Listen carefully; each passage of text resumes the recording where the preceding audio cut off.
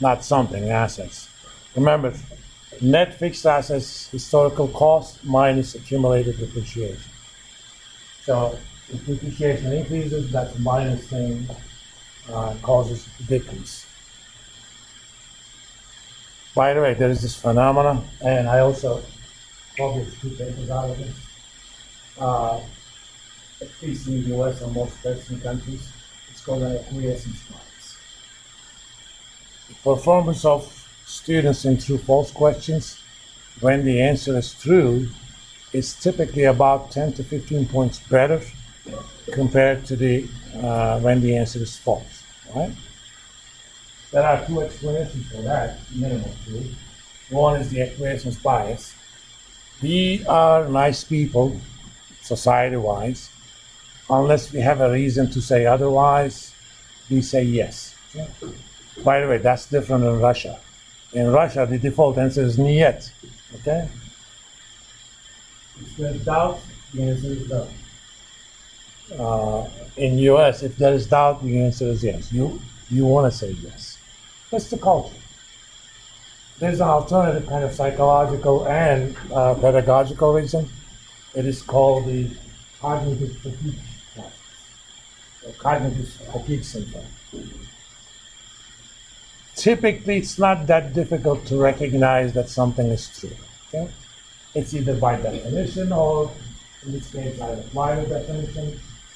In many cases, to figure out that something is false, you have to come up with a reason why that is false. The people with better cognitive skills, they are able to think of multiple reasons why it should be false. Okay, I go through 5 things, okay, it's not A, it's not B, it's not C, it's not D. I can't find a reason, so it must be false. The people with lower cognitive skills, they go through at best 2, maybe 1 reason. But there may be other things that you should have considered, but you haven't. The trouble is, this one is widening. I actually did a study, and it's kind of killed my teaching evaluations. There are certain ways of doing this exam where not only do you tell me what the answer is, but you also tell me the degree to which you are confident in the answer. I kind of limited that to 4 choices. You're fully confident, that typically means a payoff.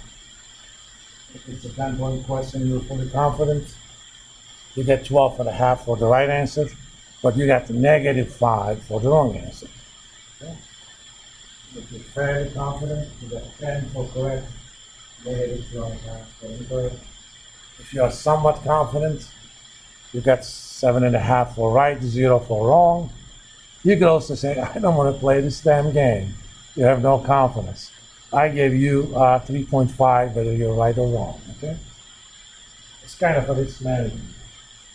But in true-false questions, the students, if students are confident in their answers, whether or not that confidence is justified, typically acquiescence bias is not the reason they give the wrong answer. I mean, they may be confident, but they're completely wrong. And I kind of did an experiment. I divided, you randomly got either the regular version or I call it the fuzzy questions, the fuzzy version. But content was exactly the same. So it was controlled for that. When students were fully confident, this was done in a CIS class. There wasn't too much analytical stuff going on, so I wanted to make sure that's the case. When students were fully confident of their answer, they did about 85% when the answer was true, and it was about 81 when the answer was false. They're fully confident. When they were not fully confident, and I ignored it, I don't want to play this. They got about 75% right when the answer was true. They did 40% when the answer was false. It's a good volume problem. That's because partial knowledge is a very dangerous thing. You know a few things, but you don't have it whole picture. And suddenly somebody is asking you something that requires you to think about multiple stuff, but you only learn with the first two things, Within a conversation, you're only reading the first two texts, and you're making a forming an opinion about the rest of it. Well, lots of knowledge is very dangerous thing. That's what that means. They published it in one of the top education journals, actually. True or false? Inventory classified as a current asset?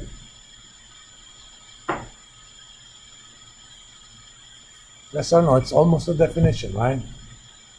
Why? Because presumably I can convert inventory into cash within an accounting cycle or 12 months.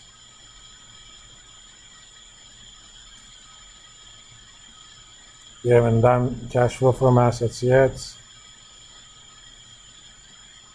Same deal.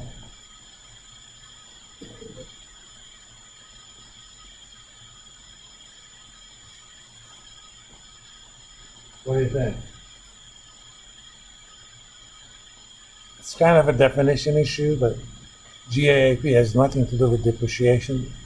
GAAP is used to recognize revenues and expenses. Depreciation typically is methods are given to you by tax code. And we use something called MACRS, for example, Modified Accelerated Cost Recovery System. And we're going to talk more about that in chapter 9.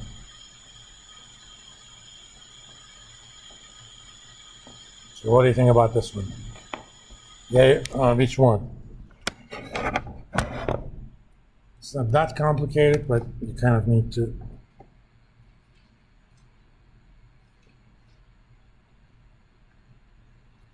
think about it. Anyone?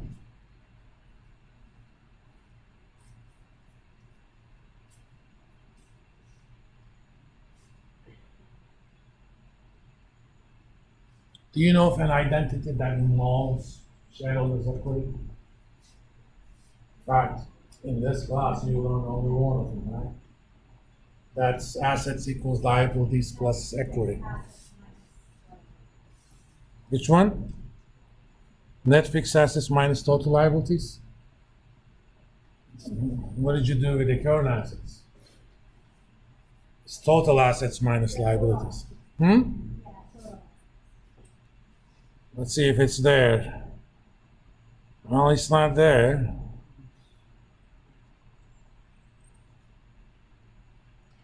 But you can kind of use that. Think of this identity, this thing I've written here. Where are you? Net working capital plus net fixed assets equals long-term debt plus total equity. So I can actually move that around. So it's net working capital plus net fixed assets minus long-term debt. So it's not always the obvious answer.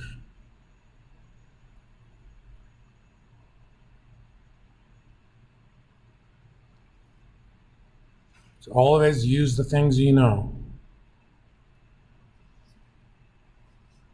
I'll leave the numerical stuff for next time. So let's talk about more conceptual stuff. Which one of them is correct? I guess I already marked it. So let's think about why. That's the definition. Book value is equal to initial cost, aka the historical cost, minus any depreciation to date or the accumulated depreciation.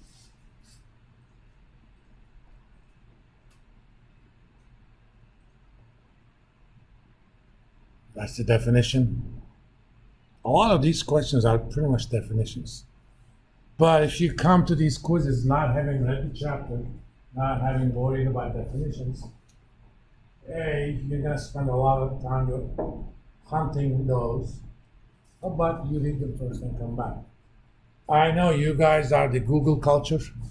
If you don't know something, you can Google it. A lot of things you can, it's not a problem. But it's a lot easier if you actually know the definitions.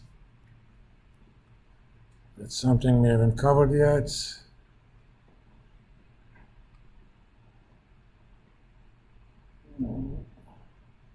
Okay, I'm gonna stop here.